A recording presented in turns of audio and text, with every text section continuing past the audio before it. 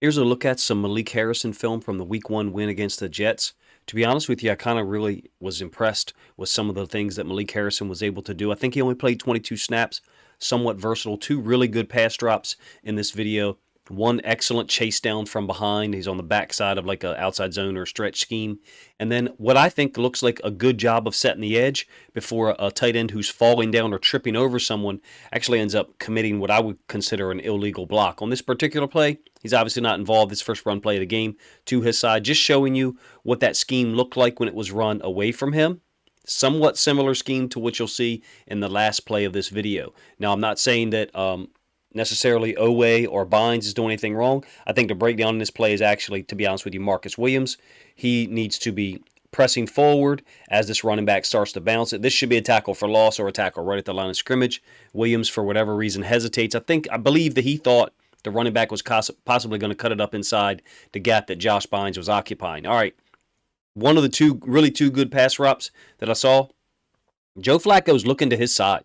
I mean, Joe Flacco is looking to his side immediately, and I think Harrison does a nice job of staying flat, staying square, not overcommitting.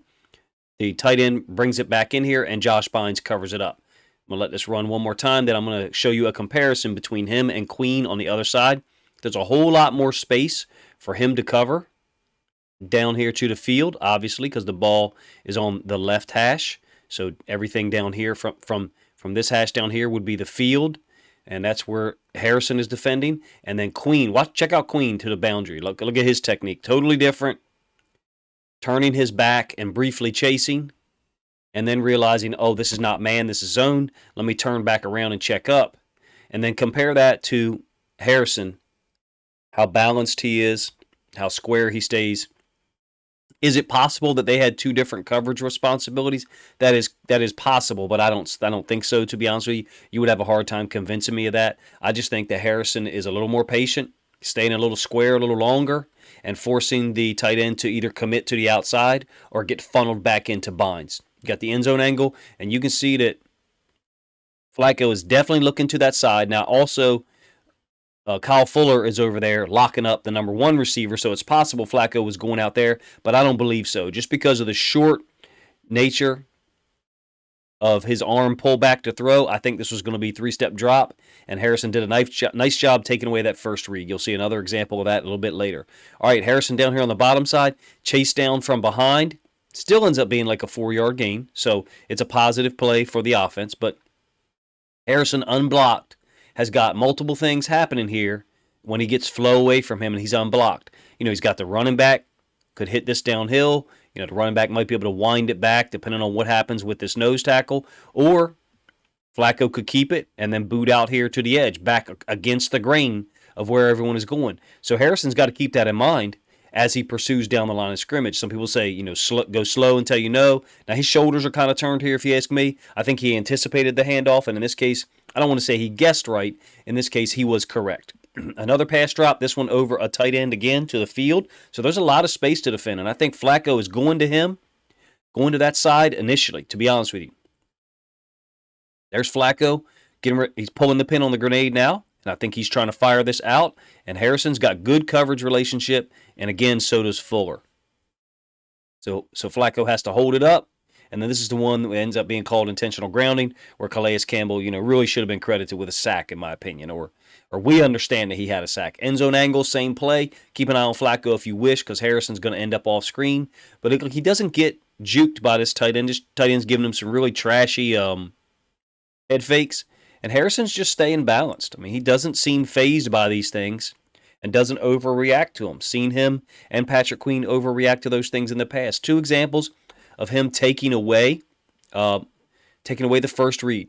All right, the one thing I guess you could say is that his natural instinct isn't to rush the passer, because he's generally been an inside linebacker. That's a little harsh judgment on this play because he's got multiple things happening. The tight end is blocking him, and then it looks like another tight end is wrapping around, and Malik Harrison, I'm sure, has good eyes. He could possibly think this guy's going to slide out into the flats. We'll let it run back from the beginning of the play so you can see what I mean. I'm offering to you that I think that might be why he's not rushing the passer now, because he sees that tight end peeling back to his side, doesn't want to let him cross his face for like a screen.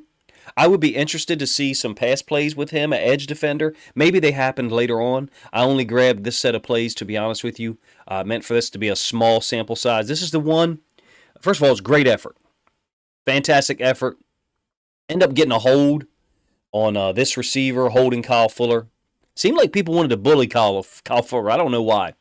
But what's interesting that happens here is this tight end here is going to try to deal with Harrison. All right? I'm talking about this guy here, 83, I think Conklin.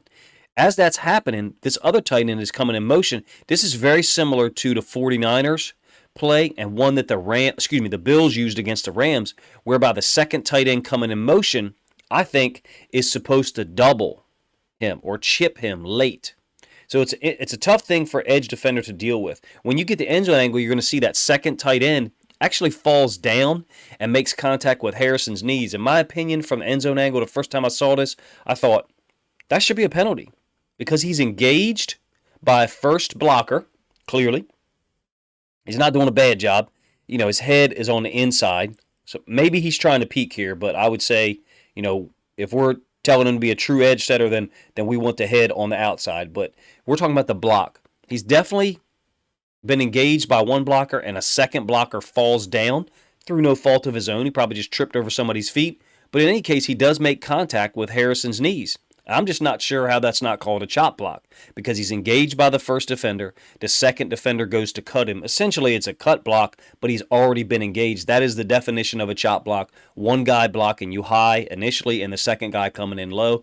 And for that, I think that Harrison does a pretty damn good job for the fact that he's getting chopped and has to deal with one blocker with his left hand here while trying to execute getting his hips back and his right hand pushing down, which is like sprawling in wrestling. He's trying to do that with his right hand at the same time. Look, and he successfully does it. I'll pull this back a little bit and let the slow motion go again. Watch his hips.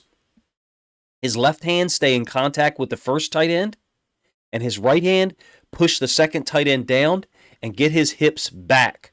I think that's pretty damn impressive for a guy who hasn't played on the edge a ton. Of course, you know, he's practiced taking on blocks at inside backer a shit ton throughout his career in college and the NFL. I'm glad to see him get this opportunity. I'm not pretending that, you know, he's going to be some magnificent edge player, but for the Ravens defense right now, the ability to play some inside backer and drop out in the pass coverage, simultaneous to that, the ability to go up on the edge and play some there, they set him to the field here. Okay, in some of these situations I showed you, in many of them, they set him to the field. So he was expected to either line up at edge, 9 technique, outside linebacker, whatever you want to call it, or, you know, walk off the line of scrimmage. I'm not calling that shit off-ball linebacker because it's not what they are. That's an inside linebacker. Or line up at inside linebacker and kind of apex out to the number 2 receiver, which in most cases in this video was a tight end. I really think he didn't play that bad. You guys let me know what you think in the video. It's a small sample size. There's other plays that I omitted. I just wanted to get something out here. I'm posting this video up to Twitter as well without my commentary. Obviously, just text quotes. If you follow me on Twitter, feel free to comment there if you don't want to comment on YouTube. Appreciate you guys checking the video out.